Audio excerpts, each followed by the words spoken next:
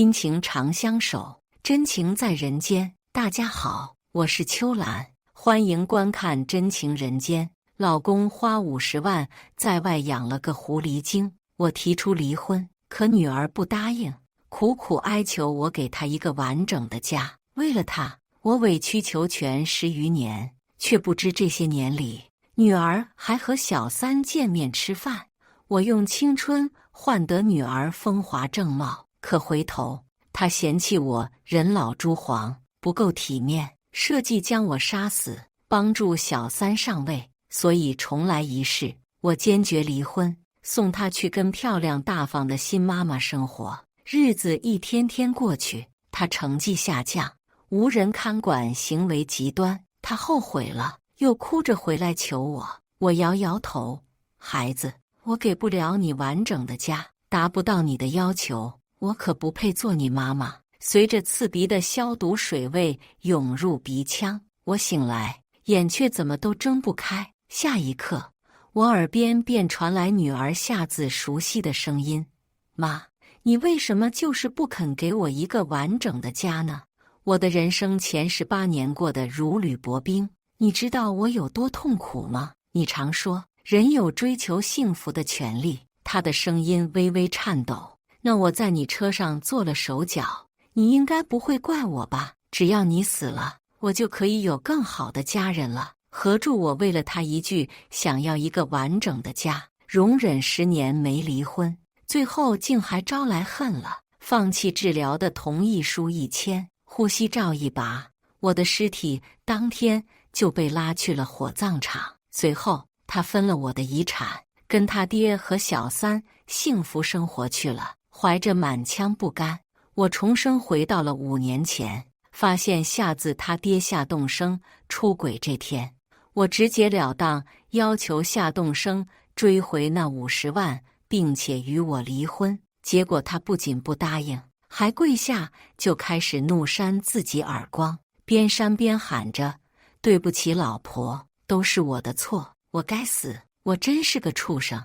那时候夏自正好下晚自习回家，看到的就是这样一幕。爸，你别这样。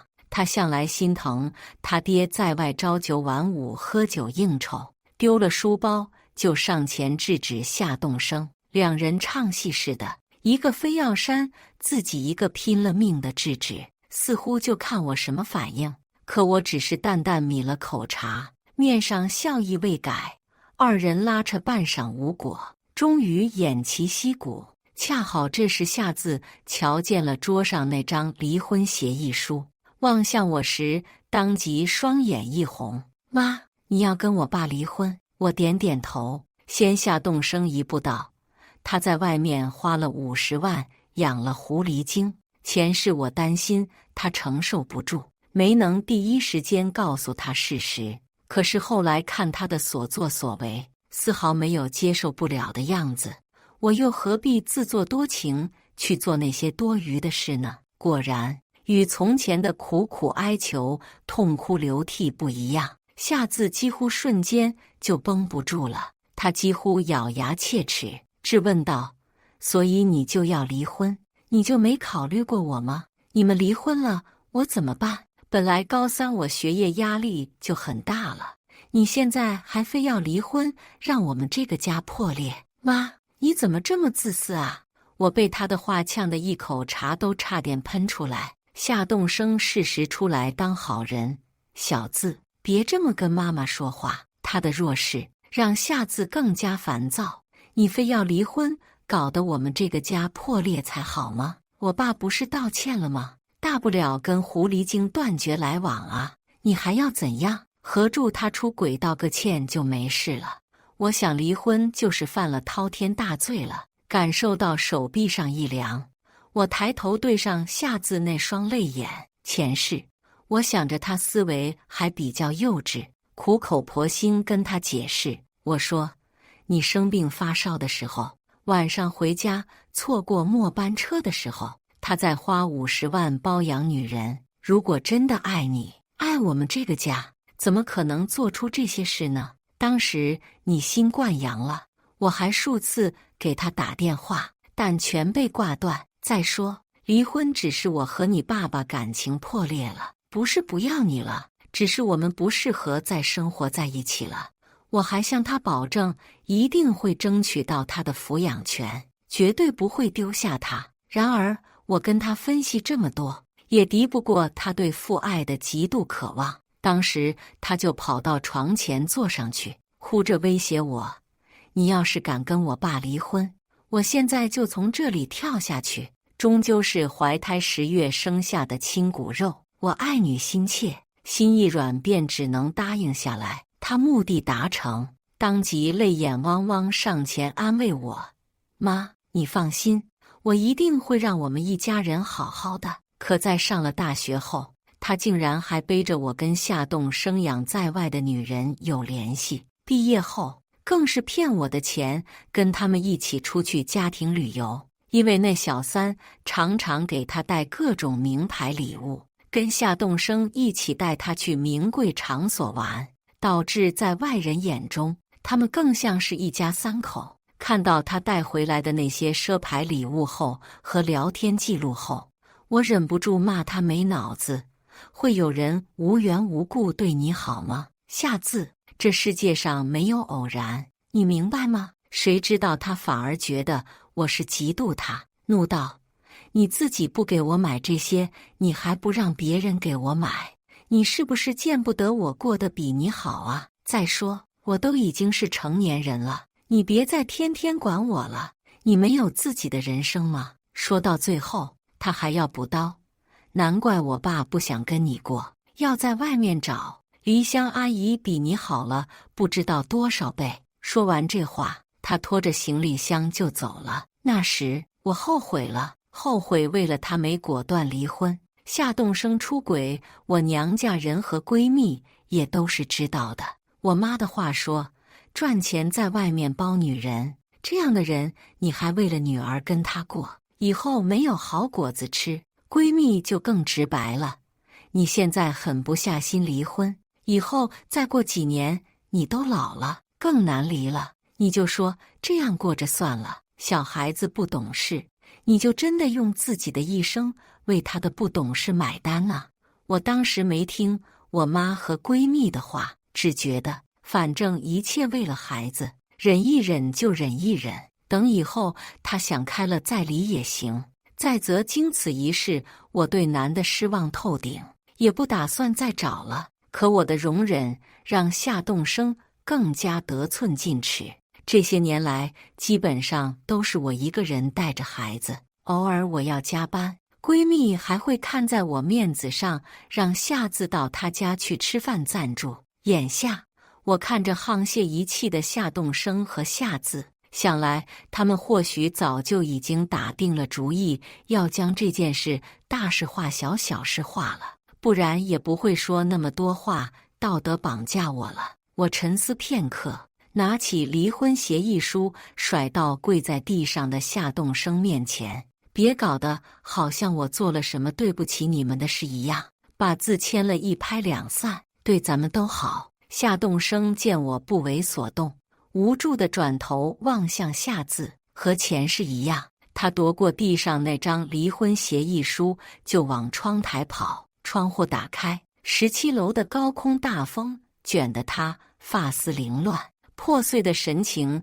在我瞳孔中无限放大。你要是敢和我爸离婚，我现在就从这里跳下去。反正我的成绩糟糕，家庭糟糕，也没什么好活的了。他咔咔2下撕了离婚协议书，往窗外一扔。夏栋生立刻起身，冲他大喊：“别，小子，你冷静点，这事是爸爸不对，你妈妈提出离婚也是正常的，他不肯给我机会也是正常的。”这话一出，夏字望向我的目光变得怨毒。哎呦，确实有点可怕。可我知道他不会跳的，他不敢。半晌，我就静静坐着。挑眉道：“不是要跳吗？怎么还坐在那吹风？小心感冒哟。”夏字压根不敢回头望着17楼有多高，风一吹就瑟瑟发抖了。夏栋生连忙指责我：“你什么意思？我们的事就别牵扯到孩子了，行不行？”她可是你亲生女儿，你就忍心看着她去死吗？我猛地将杯子里的茶水泼到她脸上，冷冷道：那你就别出去找小三，别赶在夏字回来前跟我下跪道歉啊！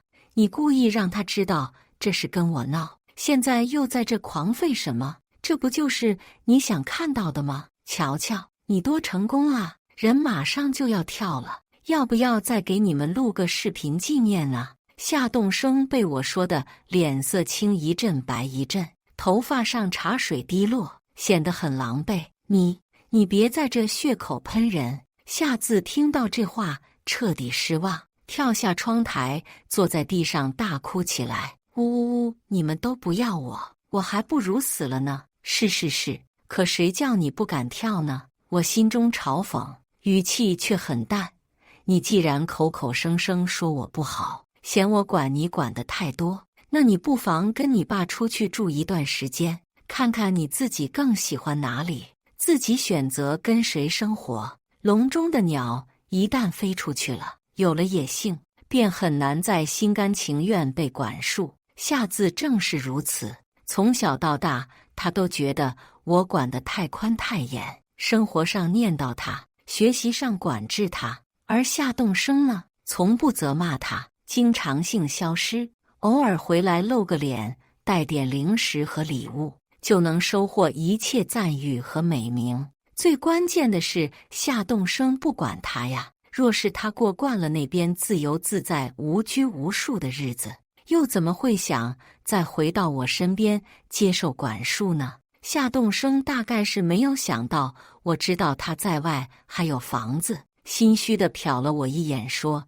事到如今，只能这样了。小字，你先跟爸爸生活一段时间，好不好？见夏字讷讷地点头，我终于松下一口气。这一世，我不仅要离婚，还要与夏字断绝母女关系，跑得越远越好。夏字第二天就收拾行李跟夏栋生走了。大概是1周后，我开车到夏栋生房子附近，正巧遇上了夏字跟同学拿着奶茶边走边聊天，神色悠然自得。刚搬过去没几天呢，夏字就兴奋地跟他同学说：你不知道，前几天我还求着我妈别离婚，还我一个完整的家呢。现在我竟然庆幸，幸好她没答应我，还让我搬来这边，遇见了黎香阿姨，她给我买了好多名牌衣服啊，说以后只要我跟他们生活，以后想买什么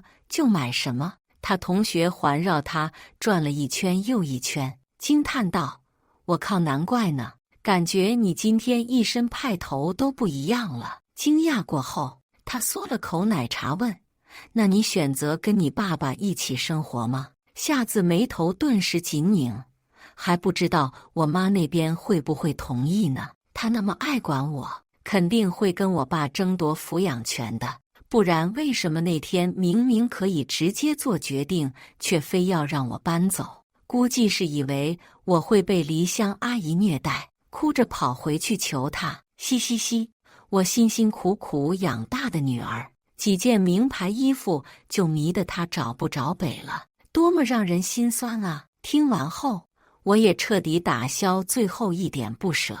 我求你可千万别回来找我，你们一家子就好好过吧呀。那这怎么办？同学问他，还能怎么办？实在不行就苦肉计呗，说不想拖累他，带着我不好再找对象呗，这样他肯定会心疼我。我每个月就可以拿2份钱了，是这么个事。钱是夏字好像也是这么干的，每个月在我这拿1份钱，然后再去问夏栋生要，简直商业天才。我正是收拾好东西，拟定好离婚协议书，夏栋生便立刻签了字。协议上说，夏字抚养权归他，他包养小三的钱我不追究，余下的钱对半分，房子归我。夏字在一旁不忍地问我：妈，我真的跟爸爸走了？说是问我，但其实就是在告诉我，他想跟夏栋生走，希望我不要阻拦。不光他的话这么直白，他的眼神也同样骗不了人。从始至终，他都只是如我那天路上听到的一般，假惺惺重复自己的话：妈，我不想拖累你，跟着爸，我们还是能够见面的。而丝毫没有问过我是否真的会难过，像是期待这一天很久了。所以我微微一笑：你想跟谁走就跟谁走，这都是你自己的选择。再说，你不是最喜欢你爸了吗？虽然他宁愿花了50万在外，也不给家里，虽然还逼得你差点跳楼自杀，但你喜欢就好。夏字好似感到我的阴阳怪气，不吭声了。反正最后他选择了那边作为他的完美家庭，那也别耽误时间，现在就选吧，也省得我为他委曲求全10年还不得好死。拿着这些钱到处旅游吃美食，不比养只白眼狼划算得多。大概是这一世我没有跟夏栋生争夺抚养权，还支持他跟夏栋生一起住。他在正式搬过去后，很快便扑进了新家庭的怀抱，正式的选择了他的黎香阿姨作为新妈妈。黎香提出要带他去上海迪士尼玩上3天3夜，夏字欣然答应。听说他们拍了很多照片，还上了东方明珠塔。当晚夏字就发了朋友圈，屏蔽了我，却忘了屏蔽我闺蜜。9宫格图片上方，一行扎眼的文字映入眼帘：一家人的第一次旅行。看到这句话时，我心中已无情绪，甚至有些庆幸。幸好在他搬出去的前一天晚上，我已经将夏字的户口纸塞进了他的行李箱，其他他没带走的全都被我打包扔进了垃圾桶，然后迅速将房子挂上了租房网，自己则收拾好东西，搭上了离开的飞机，火速跑路。夏字是月初搬走的，1个月的时间，我的房子已经找到租户，因为社区毗邻景点，租户一来直接就付了1整年的租金。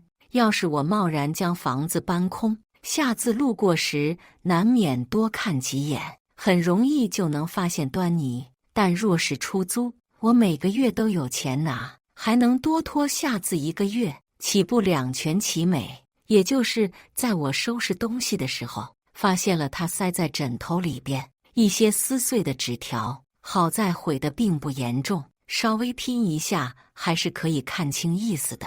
纸条上写道：他早就知道夏栋生在外边找了小三，原来早在去年有一次公司有事，我出差外地的时候，夏栋生还将那人带到家里来过。夏栋生早跟他坦白，还嘱咐过这件事千万不要让你妈妈知道，不然我们这个家就真的散了。这种事换做常人应该不会隐瞒，可是夏字就是不一样。他收了夏栋生2000块钱，又跟他们出去玩了一趟，立刻就倒戈了。这件事他对我是绝口不提。我的心微微一颤，深吸一口气，继续读那些笔记上写着的对我的不满。为什么老是管着我，这也不让那也不让，真的以为自己是对我好啊？我帮他维持一个完整的家该有的体面，他还不乐意。别人家的父母对女儿都千宠万宠的，我家就会逼我学习，想我以后有出息回报他们，就是想在我身上榨干价值。呸！吸血鬼！看到吸血鬼3个字，我心狠狠揪了一把。原来女儿是一直这样想我的，说别人的青春是疼痛女主，四处旅游，邂逅真爱。她不是在家被我管，就是在学校苦逼学习，帮我做了那么多家务，还什么奖励都没有。可我扪心自问，在家时，我只要她做些举手可劳的小事，不是让她帮我浇花，顺便休息一下眼睛，就是在我忙于工作几个小时没挪动过，腿都麻了的时候，请她帮我倒杯水。至于没收手机平板，那是因为他已经高3，每天朝6晚10，学业压力已经很重了，却还迷上了言情小说，每天一看就到了3、4点。要不是被我发现，还不知道会看到什么时候。他是我一手带大的孩子，平常哪怕没有时间，我都会抽时间出来陪他。我也完全尊重他的想法，想吃什么买什么。对于他的要求，从来没有一口回绝，或者以大人的身份逼迫他过。他升学压力大，焦躁易怒，一点就燃。我从来没有主动跟他争吵，有些气也就受着，事后还怕他心里不舒服，开解他。可他呢，还是写下宁愿自己的母亲是那个小三离乡，而不是我。这句话，我承认，有那么一刻，我确实怀疑自己一直以来是不是做错了。可最终，我还是想明白了，我或许有错，但前世会走到那一步，更多的却还是因为我的女儿，她是个不识好歹的白眼狼。下次再次联系上我是在1个半月以后，准确地说，是联系上我闺蜜。你快点接她电话吧，姑奶奶，人都到我家门口了，哭着闹着要见你。走之前我没收她的钥匙，很能想象这次她回家找我，掏出钥匙打开门，结果发现里面住着陌生人的尴尬，于是只能找到我闺蜜询问我的行踪。可是很遗憾，这次我到底去了哪里，谁也没有告诉。接到电话时，我正在逗猫，对闺蜜随意道：“你说不知道，再闹就报警。”谁知道我这句话落下，一阵砰砰砸门的声音传来。我知道你们在打电话，妈，你一天不接我电话，我就闹一天。虽然可以报警解决，但我还是想现在就把事说清楚，省得她以后再这样白费力气。闺蜜会意开门，将电话递过去。我立刻听到一句：“妈，你去哪了？怎么也不跟我说一声？你是不是不要我了？”我冷漠道：“第一，我是个自由个体，想去哪不需要跟你汇报。第二，现在你的抚养权和户口都在你爸那边，我们已经断绝关系了。你不是一直烦我管束你吗？现在你自由了，别再找我了。”夏字愣住半晌，情绪激昂：“你这话什么意思？离婚了你就不是我妈了是吗？你是不是早就不想要我了？”我无语，这话就说错了。当初我让你过去也住了的，你自己选择了跟夏栋生，没错吧？你跟他们才是一家人。你说我早就不想要你了，你不也早就不想要我当你妈了吗？咱俩已经走到了相看两厌的地步，别再互相折磨了，行不？说完，闺蜜直接默契地夺过手机，关上了门。电话里传来一阵阵模糊的踹门声和怒骂声，句句都是我没听过的脏话，骂了1分钟，不带重复的。本来我还担心闺蜜生气，结果她突然哈哈大笑起来：“哎呦，笑死我了！你这样软性子的人是怎么养出这种地雷女儿的？合著真是基因变异，我生了个地雷。现在看来，你妈说的真对。你这女儿确实是个胳膊肘往外拐的，竟然还是向着小三。这件事告一段落，要不要出去玩？你都好多年没跟我出去旅游了。”我知道她大概是放心不下我，怀胎10月生下的亲女儿竟然向着小三，换作是谁都不好受。前世我就是深深陷在这婚姻的围城中，难以脱身。在知道了夏栋生在外包养小三，且夏字常常跟他们一起出去玩时，我的第一反应还是担心他被坑了，而不是提出离婚，与夏家的人都断绝关系。说到底，还是不愿接受现实，宁愿活在自己的幻想中，继续着错误的选择。毕竟此时反悔代价太大了，我含辛茹苦将他养大，又为了他选择不离婚，维持着表面上的婚姻，在外人面前仍旧是家庭幸福、事业有成的成功人士。这时候要我承认自己老公花50万在外包养小三，而我却数10年隐忍不发，养大的女儿却还巴巴地叫着小三妈，太难太难。于是我为自己的错误付出了生命的代价，但是现在看来似乎也没那么难。如今我早就自由了，那些省吃俭用攒下来给她升学用的钱，不用再每天数着数着花。每天两眼一睁，第一件事不是给她做早饭，再送她去学校，不用迫于生计忍耐领导的苛责，不用活得麻木，看着自己沦为行尸走肉。现在我可以随意的活，想吃什么，想去哪玩，说走就走，喜欢的东西，只要在能够承受的范围内都能拿下，自由自在，别提多乐呵了。一阵风过，我回过神来，一口应下，好，让我休养生息3个月，你先看看去哪玩。闺蜜又道，最近看了几款好看的裙子，觉得挺适合你的，别伤心了，咱们过好自己的日子最要紧。至于那个小地雷吗？到时候有他毁的。是啊，毕竟从前他的衣食住行全都是我一手包揽了。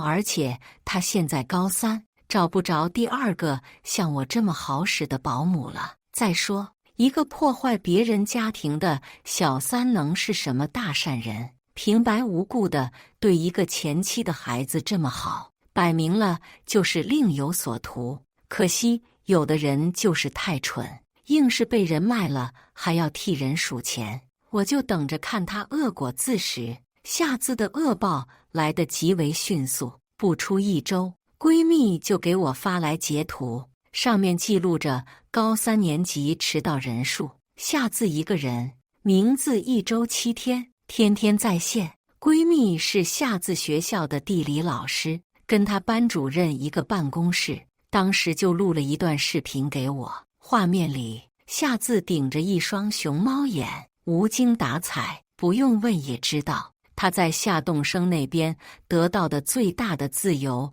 就是有了手机使用权。我是过来人，自然知道看小说有多上瘾。从前由我管束他的手机使用权，强迫他早点睡觉，早上又想要他多睡一会，日日车接车送，这才让他整个高3后期都精神上好。可他现在熬着夜，住的社区又远，每天睡的时间估计就3、4个小时，不迟到才怪。我不由得期待起来，顺手点开视频，班主任严肃的声音传来：夏字，你这个月成绩下降的这么快，是怎么回事？还有1周7天，你天天都迟到，上课也睡觉。此时夏字抬头，吓了班主任一跳：你这黑眼圈是怎么回事？我记得你妈妈收了你手机的呀。紧接着，班主任慌慌张张地拿出手机，准备打电话，一边找一边对夏字说：你等会我亲自跟你妈妈聊聊。几乎是一瞬间，夏字出瘦手夺过手机，紧张道：老师，不用，真不用，我妈还管着我，只是我这几天太焦虑了，晚上睡不着。班主任将信将疑，无奈道：好吧，下次别搞得太晚睡。我只能说，女人的第六感都还是蛮准确的。下次出了办公室后，班主任立刻给我打了电话，可惜是空号，然后就是一通电话打到了夏栋生那边。可对于夏栋生而言，夏字不过是个随便施点小恩小惠就能打发的便宜女儿，反正平时是我养着，他只要看情况给点钱，就能得到一个好父亲的名声，何乐而不为？可是真正出事的时候，他才懒得管呢。于是班主任一通电话打过去，就像是一拳打在了棉花上，无事发生，倒是给我看笑了。大概又过了一段时间，夏字的精神状态显然更不好了。除此之外，他最近似乎还多跑了几趟医院，却不是因为熬夜过猛，而是他蛰伏已久的肠胃炎复发了。如果没记错的话，他似乎曾经吐槽过，因为我每天都给他送饭，导致他都吃不到外面那些好吃的。但他似乎真的没想过自己的肠胃炎适不适合吃外面那些饭菜呀？这不，肚子整宿的疼吗？上课时频繁地跑厕所，他整个人脱水。短短1个月，人比黄花瘦。厄运最喜欢扎堆赶着来，很快全市大联考成绩就出来了。夏字原本成绩就不太好，掉在年级400多名，不上不下。好好冲刺，兴许还能上个1本。可是现在他的成绩暴跌到了全年级第700名。夏字终于开始焦虑了，大概是回家问夏栋生要了钱。他在外面找了最廉价的补习大班，老师自顾自地讲，下面的学生自顾自地玩。我不禁想起从前，我省吃俭用给他报的510节的1对1课程，想起曾经顶着一双红血丝满布的眼送他上学，想起曾经风雨无阻地给他送饭。原来这就是他想要的自由吗？也好，夏栋生那边的不好，在夏字跟他们生活了一段时间后，彻底暴露无遗。我听闻夏栋生跟黎香扯正后，黎香肚子就大起来了。本来这也没什么，可偏偏就在夏字快高考前夕，黎香突然撕破假面了。她跟夏栋生吹枕边风，说夏字也这么大了，该独立了，不应该总是跟我们生活在一起。但重中之重是他要安心养胎，家里2个女人阴气太重，容易生出女儿来。这也是夏栋生非要另找一个的原因。他一直想要一个儿子，认为生女儿是绝后。可我生产时失血过多，伤了根本，不能再生育，所以如今事关夏栋生的宝贝儿子，原本不迷信的人都变得迷信了起来。他甩了2000块钱给夏字，要求他收拾东西搬出去住，在黎香生下儿子之前都不要再回家。刚开始夏字是有些不满的，险些跟黎香当场就吵起来，但是想到能一个人出去住，或许又有了几分新奇感，于是欣然答应。可谁知道到了下个月，夏栋生那边没了音讯，钱也不打了，夏字手上1份钱也扣不出来，连房租都交不上，急得焦头烂额。所以她去求我闺蜜，先借她点钱把房租交了。毕竟在这之前，我闺蜜虽然不怎么喜欢她，却还是看在我的面子上照顾着她，给她辅导功课，留她在家里吃饭，从没表现出不快，甚至对她还算是好。但她不知道的是，我闺蜜虽然是个文质彬彬的地理老师，却有着一根3寸不烂之舌，火力全开的时候，她就算是个地雷也接不住的。我闺蜜对她说：“干妈你就别叫了，毕竟你现在的妈是个小三，我可不想跟屎沾上边。你现在来求我没用，我又不是做慈善的。你的好爹好娘呢？这时候去哪了？他们都不给你钱了，你拿什么钱来还我？”夏字语塞，半晌才道：“他们只是暂时出差了，到时候回来了，给我打钱了，就会还你的。”闺蜜冷哼：“你确定是出差，不是度蜜月不带你？”哟，说到这个，我更不敢借你了。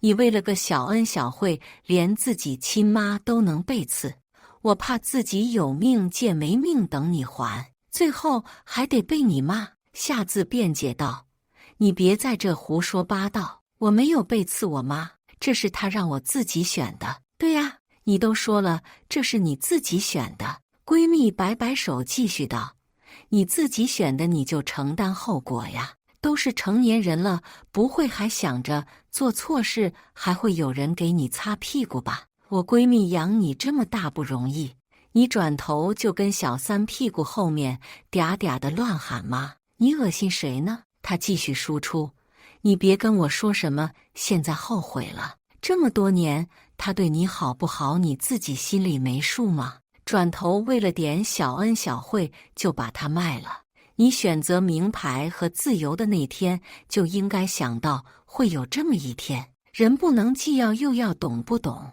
你现在在这哭穷，在这懊悔，这就是犯贱。”骂完，他还乘着这个空档喝了口水，落下最后一句话：“得亏我闺蜜明智，没跟我念那该死的血浓于水，转头就把你这地雷甩飞了。你这种白眼狼，怎么养都养不熟。”夏自崩溃大哭，说没想到我会因为这些事这么讨厌他，早知道就不跟着夏栋生出去住了。然后他似乎是知道我在听电话，扑通一声跪在门前开始道歉。他求着我要回他的抚养权，接他回家。他说他想家了。不等我出声，电话那边传来闺蜜冷冷一句：“那你滚回你自己家去，别在我门前哭丧。”然后电话被挂断。大概1个小时后，闺蜜的电话再次打来，我已经把她打发走了。至于钱吗？你给了。这些家事把她牵扯进来，我本来就很愧疚了，现在居然还让她搭钱进去了，我顿时急了，从藤椅上弹射而起。一边小气的猫被我惊醒，慵懒地伸了个懒腰。跟你说了，别管他，你怎么比我还心软？这样，钱我转你。没呢，我没给钱，我只是叫他去警察局了，让他报案说父母失踪了，警察去找人，这样钱不就来了吗？我闺蜜在警局有朋友，很快就得知了最新消息。听说最后夏自连夏栋生的电话都没打通，还是黎香实在受不了了才接的。毕竟抚养权在夏栋生手上，他只能答应给钱，但是只给了大概1500元。据我所知，光是夏自要交的房租就要1000，接下来的1个月只剩下500，他该怎么过呢？于是他又找上了我。他竟然是通过我的某宝账号绑定的号码找到我的。电话里，夏自声泪俱下给我道歉：“妈，对不起，真的对不起，我真的知道错了，我不要跟爸爸一起生活了，你能不能把我接去跟你一起住？我保证听你的话，绝不闹脾气了。刚开始我真的只是怕跟着你会拖累你啊，可是现在我真的受不了了。他们根本就不关心我，不管我，呵呵，所以是谁之前嫌我管着他了？妈，我之前跟我爸走真的是为你着想，而且我现在马上就要高考了，你难道现在就这样眼睁睁看着我过得这么惨，你的良心过得去吗？”他质问完，见我不回话，又开始讲述自己这段时间的悲惨遭遇。从他被赶出家门开始，黎香给夏栋生换了手机号码，每个月夏栋生实际上给他5000元，但是真正到他手上只剩下1500。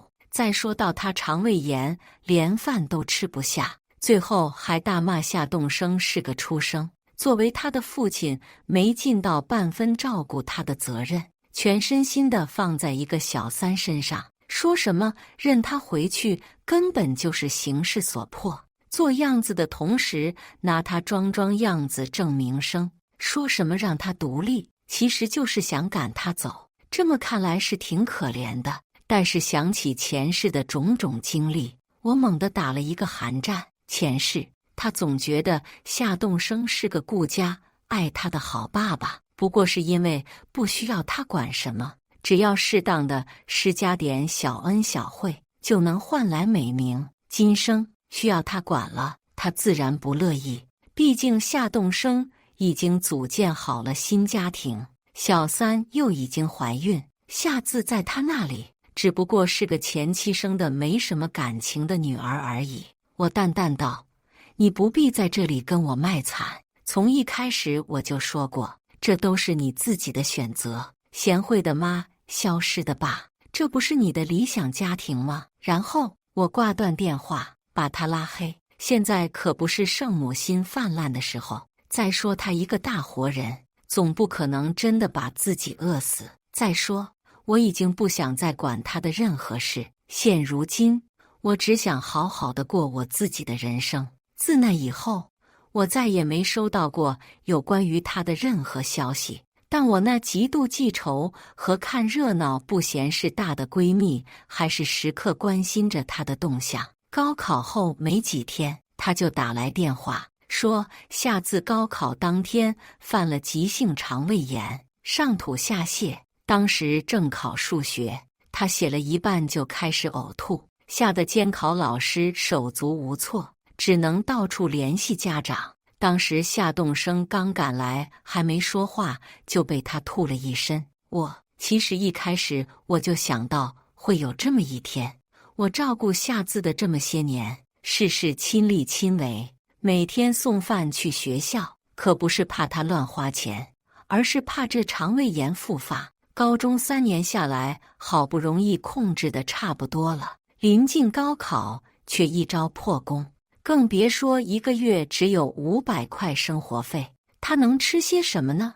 而不耐烦地赶过去，又被吐了一身的夏栋生就更没有好脸色了。据说2人在医院就吵起来了，当时是班主任一起送他去的医院。据说当时夏栋生连钱都没付，就急着要走。夏自刚吃了药恢复了一点就开骂：生活费你是不给的，抚养义务你是不尽的，现在我都进医院成这样了，你钱都不想交，你良心被狗吃了。夏栋生最是大男子主义，当场就觉得丢了面子，指着他骂：嘿，你这狼心狗肺的玩意，老子给你钱就不错了，一天天的只知道要钱，难怪你亲妈都不想要你，你就该在那天跳楼了就好，省得整出这么多事端，赶紧滚，别再来找我。